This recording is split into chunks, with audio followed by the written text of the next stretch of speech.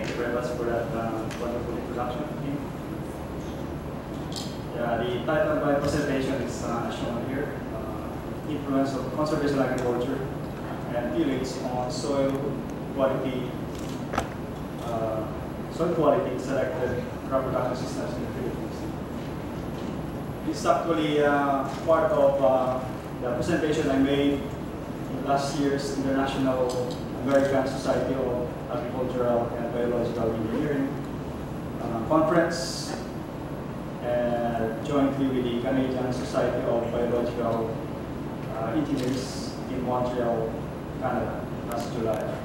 And my trip was partially funded by SEARCA, and I'd like to acknowledge the support given by SEARCA. So this is what you call payback time. Alright, some of you might be wondering why a professor in land and water resource engineering is dealing with this kind of research on conservation agriculture. It seems to be the domain of agronomists, soil scientists, those in agriculture, not by engineers. We in the agricultural engineering business or field consider this to be a biological engineering field. And over the years, the field of agricultural engineering has been expanded to include biological engineering, and even some people call it biosystems engineering. Take the case of the American Society of Agricultural Engineers. It used to be ASAE, American Society of Agricultural Engineers. Now it's called ASABE, American Society of Agricultural and Biological Engineers. Now, locally, in our college, we have the BS Agricultural Engineering curriculum. Now we have the BS Agricultural and Biosystems Engineering curriculum. So you see our field is already expanding to include biological and biosystems engineering field. And again, I consider this, or we, in the ag engineering profession, consider this conservation agriculture to be part of the broad field of biological engineering. So what exactly is conservation agriculture?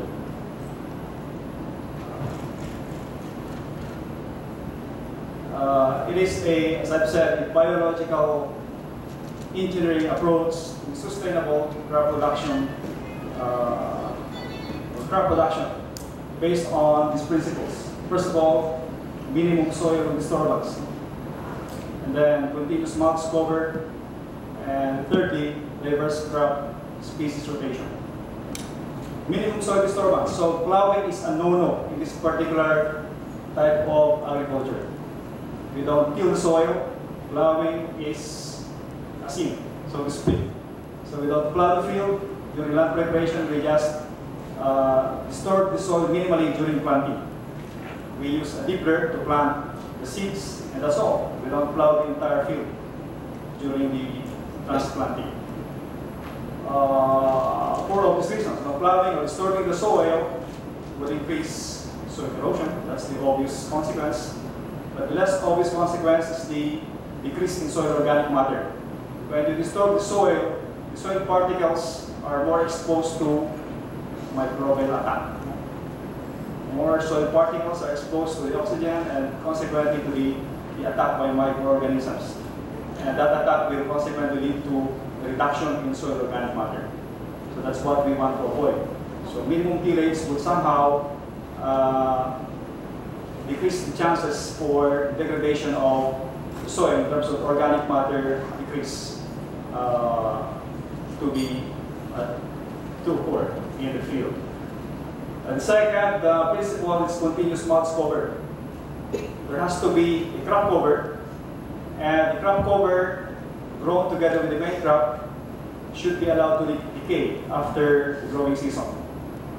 So the residue will consequently decay and contribute to the organic matter.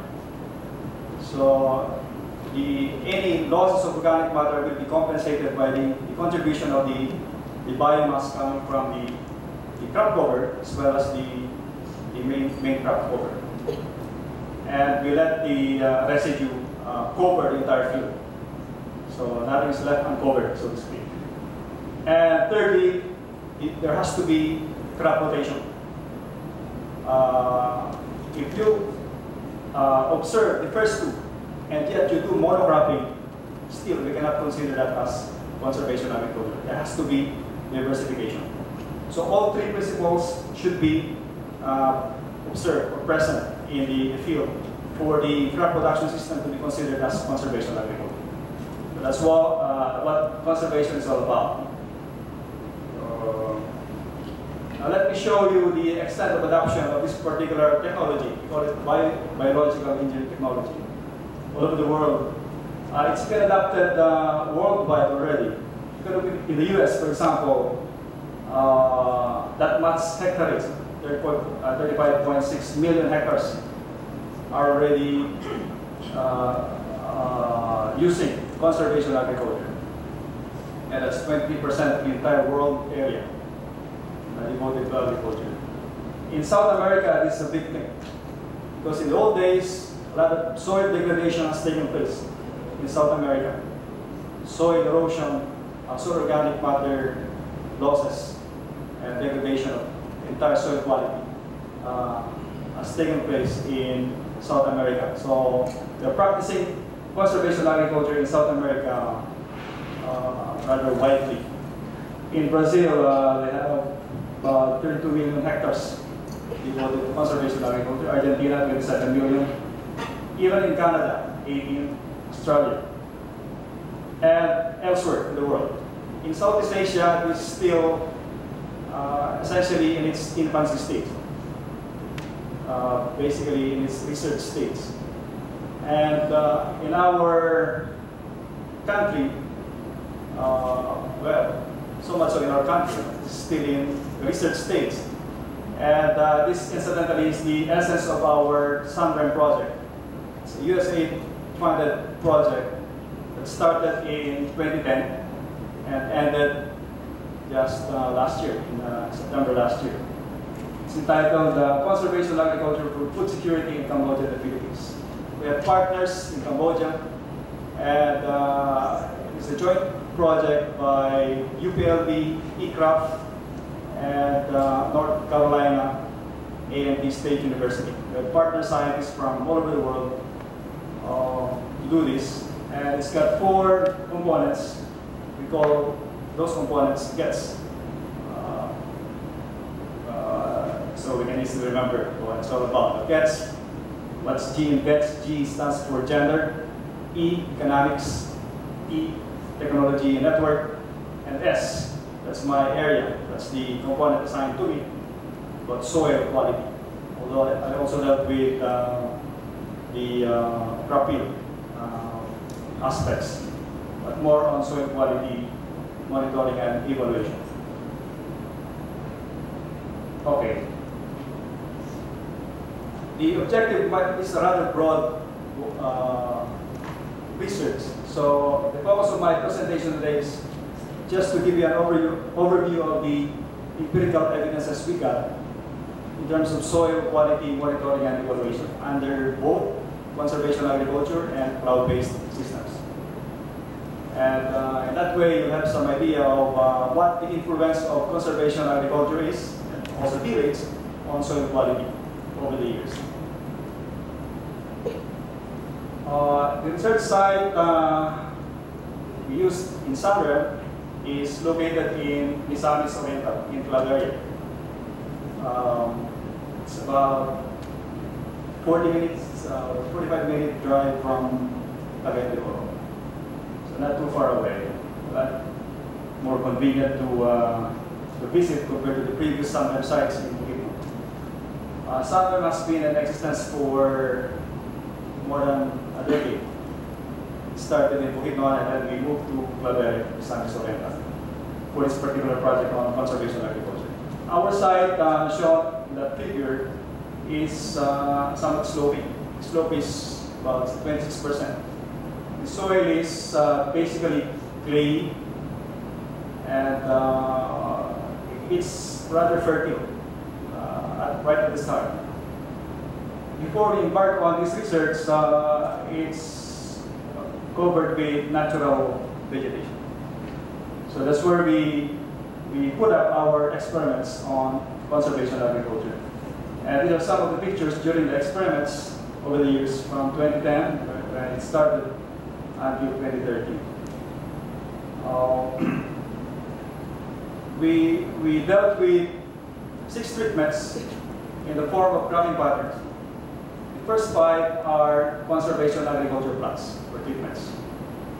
So you can see combinations of main crop and cover crops here. For T1, for example, the main crop is corn, and the cover crop is arachis pintoid. It's cover crop. I'll show you a picture of this in a while. And then it's followed by same crop and the same cover crop, over and over. T2 is where we have corn and Stylosanthus dienensis. It's another cover crop. I'm sure not too many here are familiar with this particular cover crop, so I searched my files for pictures. So you'll have some idea what it's all about, because when I started this experiment, I also wasn't familiar with this particular crop. So T2 is corn with stylo, and then stylo follow. Okay? Then T3 is where we have corn, cowpeas, cover crop, then upland rice. You see the diversification here, then cowpea. And then T4 is where we have maize, the main crop, rice bean for the cover crop, and then maize, and then rice bean. Same thing, repeated successively. For T5 we have cassava, and then Stylosanthus dienensis. Then cassava and same cover crop. For T6, that's the control, that's the plow paste. That actually simulates what the farmers in the area do, the traditional plow-based system. And we laid out these treatments in a randomized complete plot design. And we have 2 subplots, a high fertility level and a low fertility level. And we have 6 replicates for each, rather 4 replicates for each of these treatments, as you'll see in a while. So these are the treatments, T1 to T6 again, and they're laid out in our CBD with 4 replicates each. And this is the Stylosanthus dienensis. The one below, the upper one is the cassava crop, okay? And the lower one is the Stylosanthus dienensis. Okay? It's actually recommended by our partner scientist from Cambodia. And he said, since your area is acidic, the best cover crop to use is Stylosanthus. It's good for acidic soils. And the other crop, cover crop, is arachis pintoid. Okay, maybe some of you have seen this before. It's like a malunggay crop. Okay, growing right there along the ground.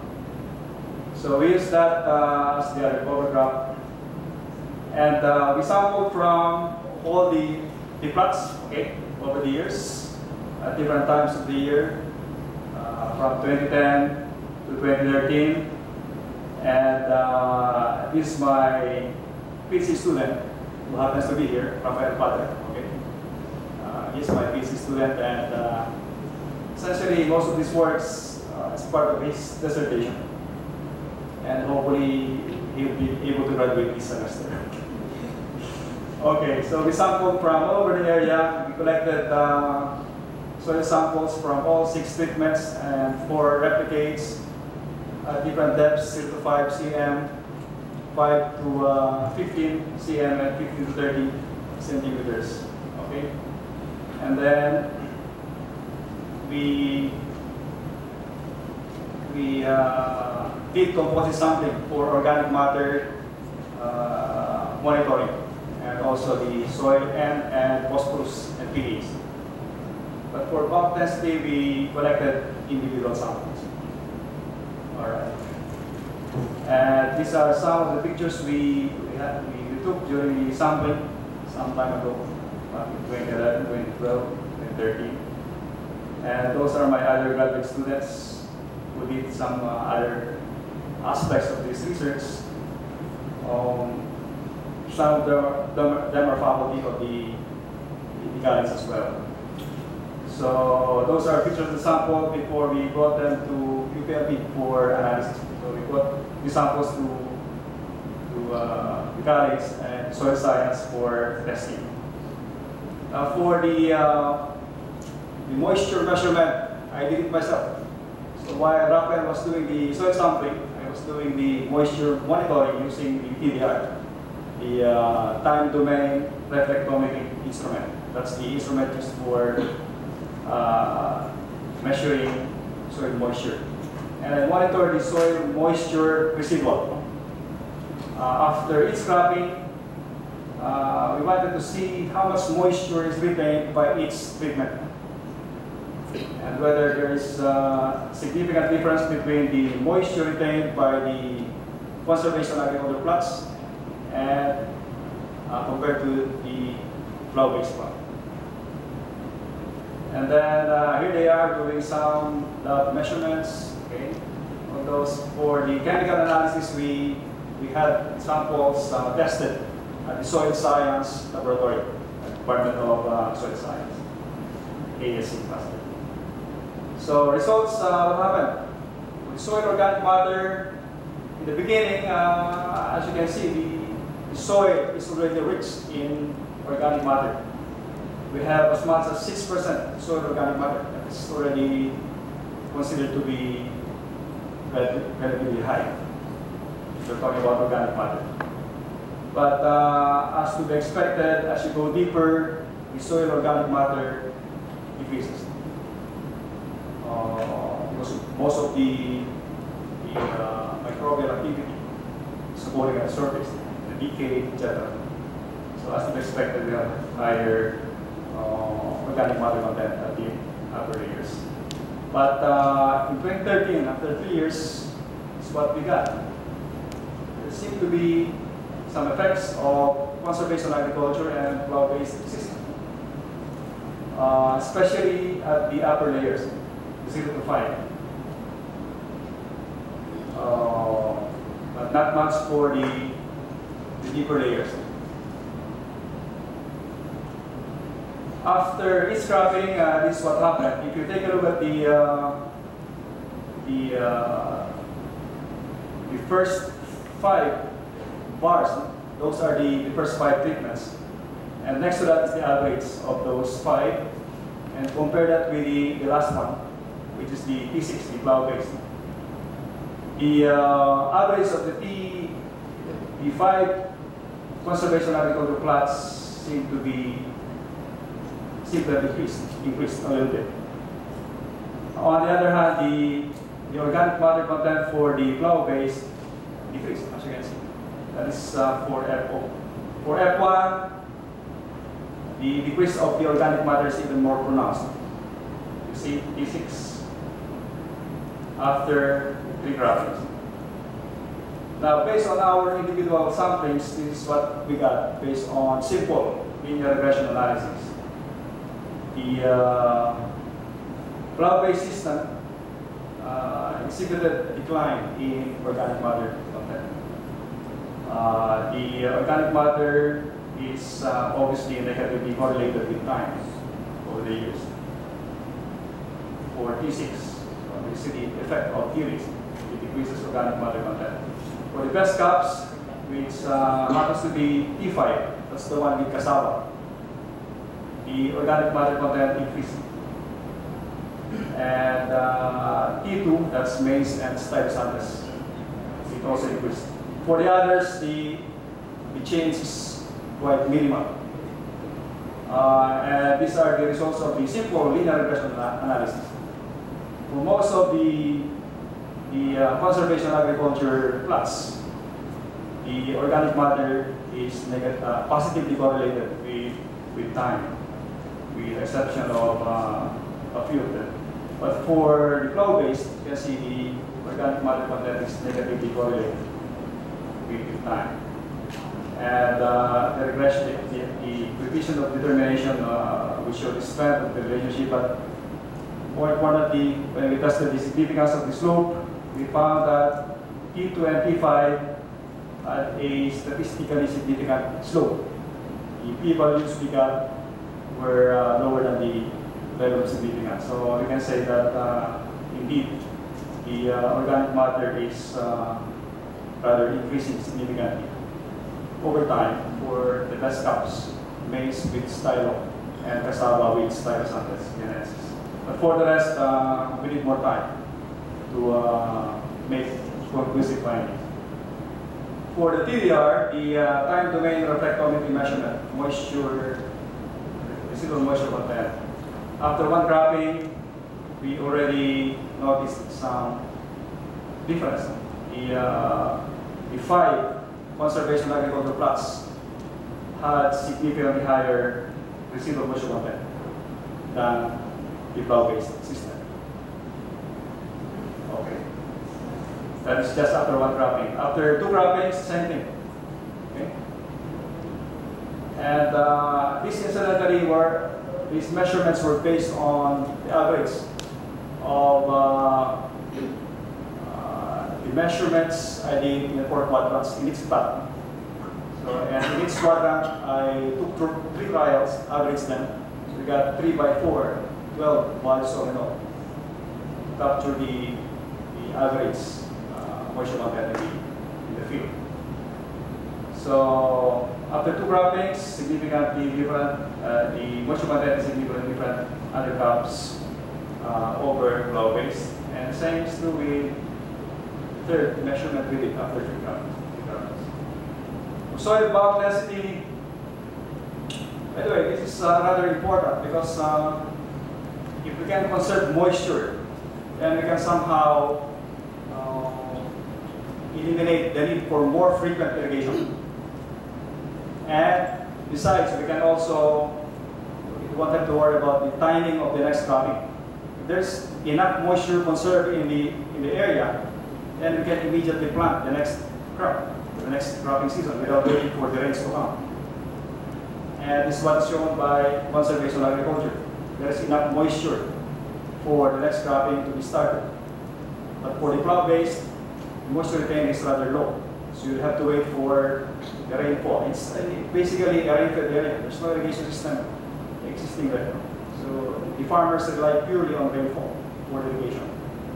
So if the practice of agriculture, like conservation agriculture, can increase the water conservation, or the water conserved in the soil, it must be good for the farmers. So this is one important finding we got out of this research.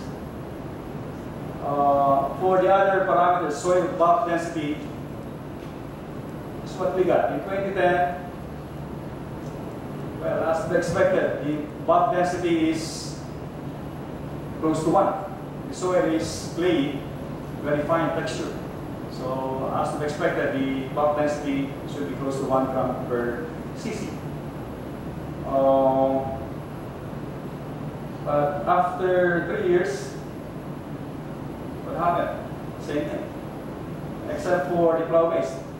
Because of the disturbance, the structure, the bulk density somewhat increased as to be expected, although the increase is not that significant. Soil nitrogen, we didn't get any well-defined pattern of increase from 2010 baseline condition up to the 2030 conditions. So the nitrogen content in the soil somewhat erratic in behavior, temporal variability. The same is true with phosphorus. We didn't get any well-defined pattern. But I include those outliers, say completeness and consistency, because already presented this in other fora. So that's an outlier. But anyway, there's no significant, there's no well-defined pattern of increase in terms of N and P. For soil pH, as I told in the beginning, the soil there is rather acidic. So the pH is much lower than 6, even at the start, and even after the introduction of conservation agriculture. We're even applying lime to deal with the acidic conditions of the soil. But even then, soil pH still remains low. But the good thing is that the crops are still thriving. So even in acidic conditions, the crops, main crop, maize, cassava, and those cover crops are still growing. And the yield we're getting was comparable to what they're getting on the outbreaks in the region. Now, aside from those traditional soil quality parameters I injected coming from engineering, I thought of other parameters that will better serve us against for whether conservation agriculture is really better than plow-based systems in terms of other parameters, soil quality parameters that normally traditional agronomists and those from the agriculture field would not deal with. Because the function is rather engineering. What are those? We dealt with the solute transport in the soil, and this Paul Carnate, my MS student, who already graduated. We collected unabsorbed samples, soil samples, from both conservation agriculture and plow-based systems. Brought them here in the lab. We're very careful not to disturb the soil, so we pack it very carefully so that when the samples arrive here by air cargo, actually the soil samples were brought as extra luggage for us. Okay, so we brought them here and then unpack the soil and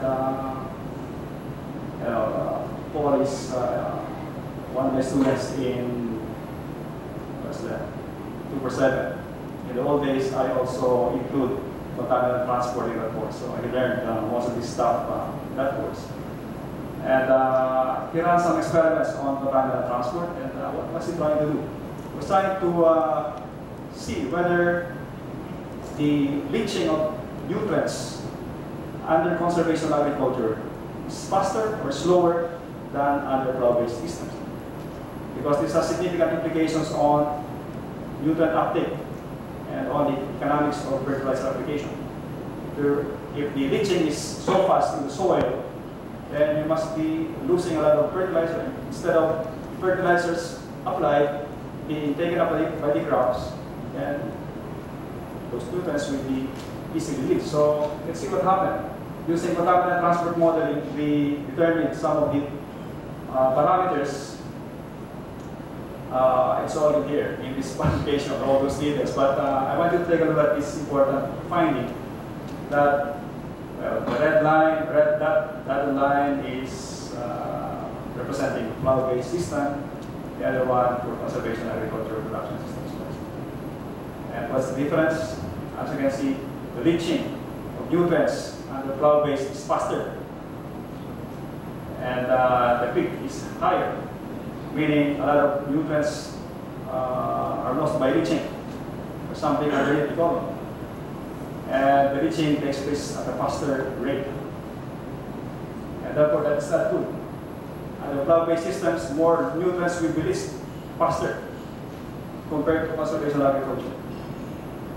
So this is another proof that indeed conservation agriculture is better than plow-based systems compared to all those traditional, aside from those traditional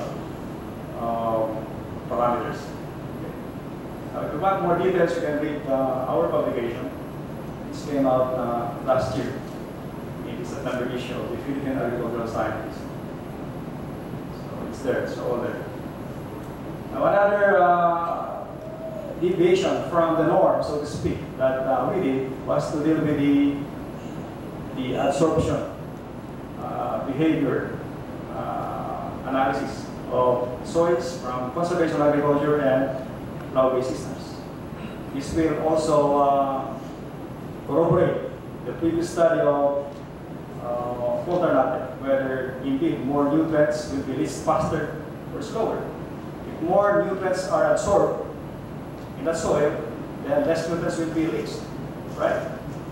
So this is the objective of this undergraduate thesis. We collected samples, got them here, and analyzed the absorption properties. And through modeling, here's what we got. That by the way, we just focus on the best CAPS treatments, T2 and T5 for cost considerations, for economy reasons. And we compared them with the absorption behavior of plow-based systems.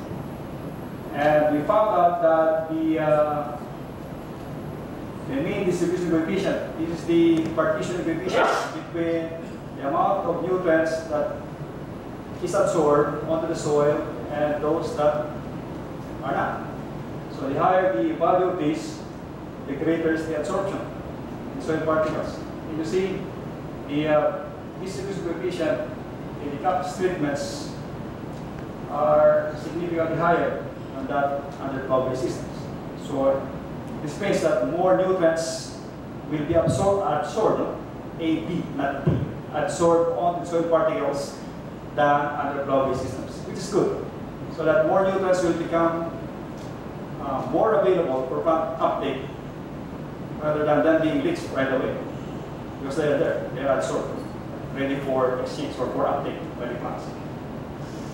Now, in terms of absorptive capacity, here's what we got. The mean absorptive capacity under CAPS treatments is greater or significantly higher than that under plow-based.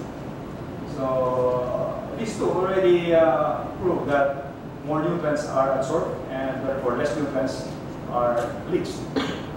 And again, that's good for the farmers. They won't be wasting a lot of money applying fertilizers, thinking that all those fertilizers applied are being taken up by the crops. But in fact, under plow-based, a lot of nutrients are being lost through leaching. Okay, if you want more, it's actually a PS thesis last year by this student. Now, to wind it up, just about inside in terms of timing. Okay. Just to highlight some of the results we got. As you've seen, the organic matter content at the upper layer steadily declined. The organic matter content declined under plow-based systems and increased for most of the conservation agriculture production system based on the positive correlation between organic matter and time for the conservation agriculture plots, and negative correlation between organic matter and time for the plow-based system. Under high fertility level, the CAPS treatment 2, that's corn with Stylosanthus vienensis, exhibited the highest rate of increase in soil organic matter over time, as we see. So that's one of our best CAPS, maize with Stylosanthus. Stylosanthus is a very good overcrop. For the other fertility level, the CAPS treatment 5, cassava with Stylosanthus, is the one that exceeded the highest rate of increase in soil organic matter content for the uppermost layer. Anyway, for the lower layers, we didn't see any significant change. The temporal variation was rather erratic, so I did not show them anymore for all three transits. In terms of residual moisture content, as you've seen, under CAPS, conservation agricultural production systems, the residual moisture content is significantly higher compared to those under plow-based systems. The other parameters, bulk density, except for bulk density a little bit, but for N, P, and pH, there was no well-defined pattern of temporal distribution. And based on our soil transport studies, we found out that a lot of nutrients will be lost under plow-based and under CAPS. And that is corroborated by our results in the absorption experiment. More nutrients will be absorbed under conservation agricultural production systems than under plow-based systems. But this is just a 5-year study, 4 years effective monitoring study. We need more time to draw more conclusive findings. So this is needed, continuous monitoring of soil quality in that site in particular. We have already started it. It would be a lot good to the farmers there to convince them to go for this. We can show them or experimental results for more than 5 years. And luckily, this coming July, I'll be hosting a Fulbright Fellow from Full University who will be making follow-up work on this. So she will be, she will be doing the sampling and check whether after 6 years there's still significant difference among the treatments, and we can have better basis for making projections, making regression analysis and other analysis. And also trying to look for other funding sources to continue on with this work. If SEARCA will fund it, and be a welcome development. So, in closing, I'd like to acknowledge again our project. This has become main research over the last 5 years. And luckily I had very good graduate students help me out with the other offshoots. Actually those offshoots, those research topics, most of my students were not part of the main objective of the research. I just thought of something else, some additional flavor that will spice up the research activity. Okay, like those solid transport, absorption experiments. So those were add-ons, so to speak. So, and but hopefully I was able to give more value to the project. And of course, I'd like to acknowledge all the graduate students I've had, and also other graduate students. This project was able to support a lot of his students, including Rafael. So I hope with this short presentation you were able to gain some insights of what conservation agriculture is all about. If you have questions, I'd be happy to answer them. Or you can see me or email me anytime. But with that, I'd like to thank you for coming here. Thank you very much. Thank you very much, Dr. Elia, for sharing with us the results of your SANREM research project. The floor is now open for your comments, questions. Yes. Thank you, Dr. Elia, for a very nice presentation on conservation. I was hoping that maybe you will also try to show the association or the effect of rainfall on the experimental side. But I am more particular about having some study related to what you are doing, but on the diseases. Okay, you have soil-borne diseases, and you have also diseases occurring on your crops. But I am more particular because anyway, you were doing the soil sampling. One of the important pathogenic organism in upland soil is nematodes. So maybe you can get some students from plant pathology to monitor it as you are doing the other study. Yeah, I wish this project is still ongoing. This actually ended last September 2014. But yes, we're welcoming students from other fields. In fact, this project also supported a PhD student in agronomy who happened to be a faculty of MOSCA, in Southeast Oriental State College of Agriculture and Technology. Yeah. He did his PhD here.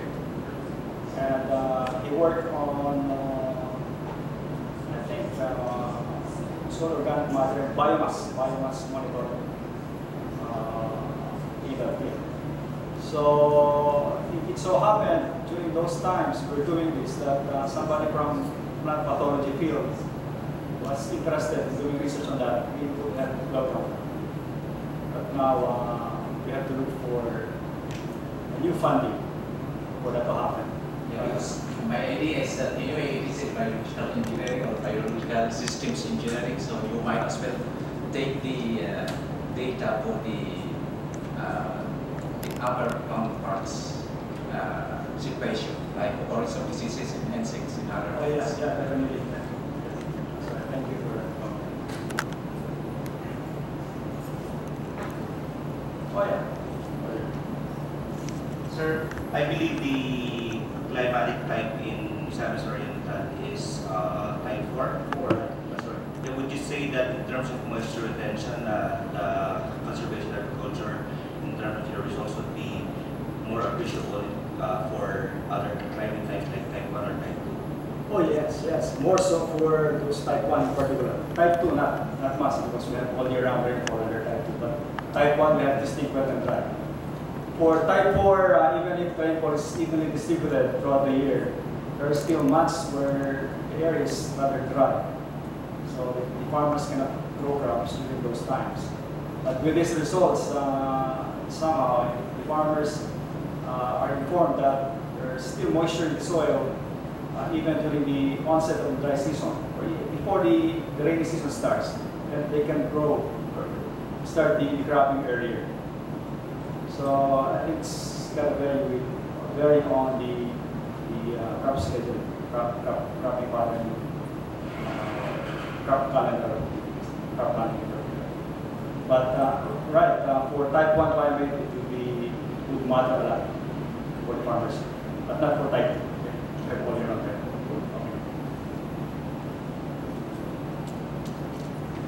Yes. Oh, yes.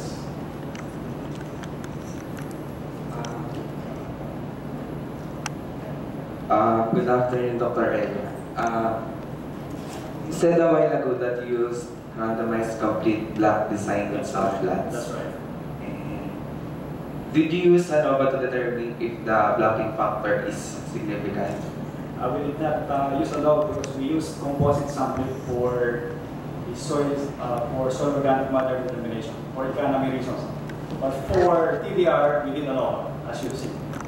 So, do you think it is valid to compare the trend from the baseline to 2013 of the blocking factors if the factors in the first place are not significant? What do you mean? For example, the fertility levels are found not to be significant. Then you compare the trend of each fertility level. So do you think it is valid?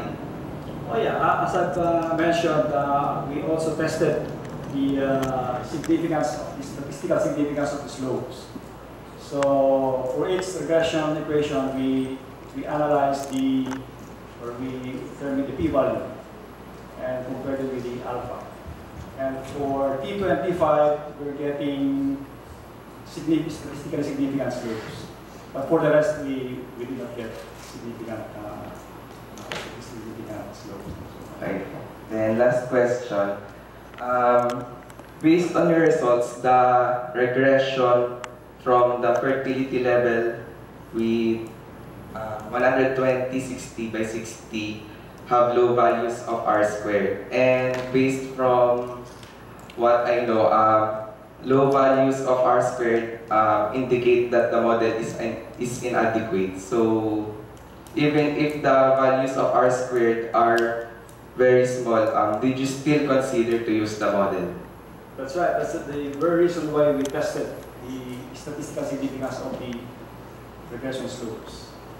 That's a better gauge of whether the model is valid or not, rather than basing it purely on R-squared. So we tested the statistical significance of its regression slope. And as I've said, the p-values for T2 and T5 are lower than alpha, 5%. But for the others, they're nearly significant, but for the others, their p-values were greater than 5%. Thank you.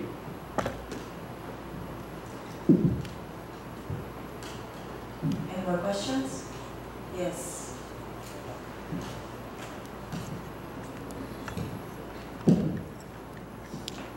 Sir, good afternoon. So, my question is, in a lay people's point of view, so it is already proven, or you have shown that CA is is a better option than plowing, right? So, most of our farmers in the Philippines are using the plow-based farming. So, do they have this option to still switch to CA despite already started the plowing system?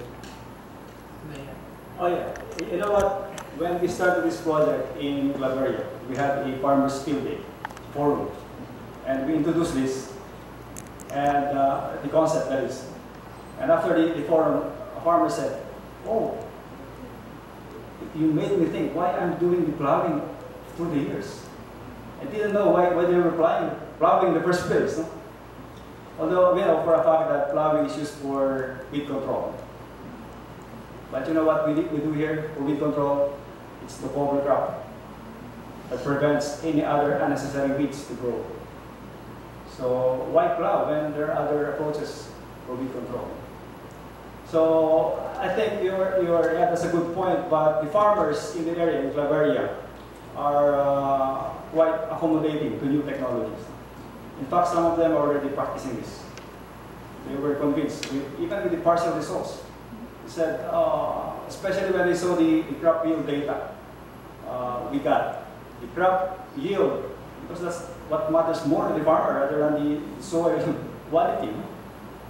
I don't care about the quality. If my crop yield is low, we don't care about that. So we tried convincing them with our crop yield data, and we told them that the crop yield under CA is comparable with those under cloud-based.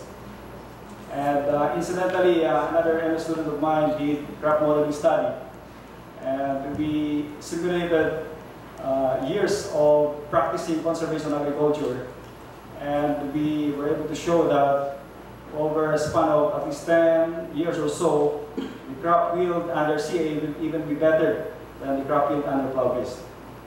If you are interested to know more details about that, our publication will come out next month, in June, in Philippine Agricultural Scientists also. So just watch out for that.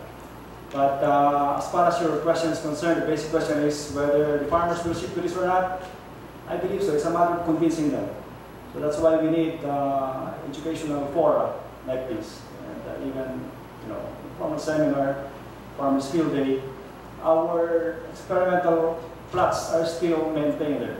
A lot of farmers come to visit the area for them to see how it works and whether it's really working. And as I've said, a lot of farmers in the Misamis Oriental province have already adopted this. And our main goal really in this project is to upscale it not only within Misamis Oriental but also beyond that. The whole province, whole island of Mindanao, possible, and even beyond, and apply it here in Luzon and elsewhere. So it's a matter of convincing them, and I think we can convince them with science. This is what it's all about. We need empirical evidence such that we convince them, and this is what we got. And follow-up question on those. So, study has already been started on forecasting the yield of crops using the CE. Crop yield forecasting, yeah, that's what I just said. We use a sales-based model to forecast the yield of corn under conservation agriculture and under cloud-based. Okay, thank you, sir. So watch out for that publication on that area and other co-authors. Philippine Agricultural Scientists, June issue. Thank you, sir.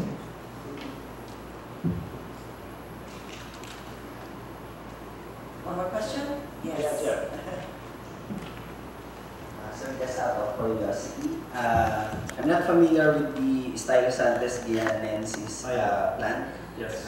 My question is, did you consider the symbiotic relationship of the cover crop and the major crop, the maize, in terms of the conservation agriculture? Because I think we don't consider that maybe the Stylosantes guianensis will somehow compete with the nutrients, since is the Stylosantes also a cash crop, or is it what is the purpose of the Stylosantes except for being a cover crop? Yeah, very good question. No problem with symbiosis. Okay, we actually did not select this arbitrarily. This was recommended by a fellow scientist from Cambodia who has already experimented on this for years. And he didn't encounter any problem in terms of symbiosis between corn crop and Stylosantes. So no problem. So we adopted the combination, And we also found out that there's no problem in terms of competition. The crop yield of the main crop did not suffer even in the presence of Stylosanthes. So no problem with symbiotic. For the next question, what other uses can we get out of it? It's a good feed for livestock. It's leguminous, so it's a double one. It's also for farmers. They grow the crops, from the main crop corn, grow a cover crop, so they have backyard livestock farming, and they got it. The feeds will be free for them. And well, unfortunately, it is not endemic in that area. During the time we're doing this, I had to look for it here in Luzon, BAI, and it was for seeds, and I had to bring those seeds there and grow them there. Unlike Arachis pintoi, it's endemic in the area. But between Arachis pintoi, it's also, by the way, is a good livestock feed. It's also eaten by livestock, but both of them can be eaten. But between the two, Stylosanthes produces greater biomass. So it's good for soil, as I'm saying, and good for livestock. So it's got more beneficial uses other than for improving soil quality.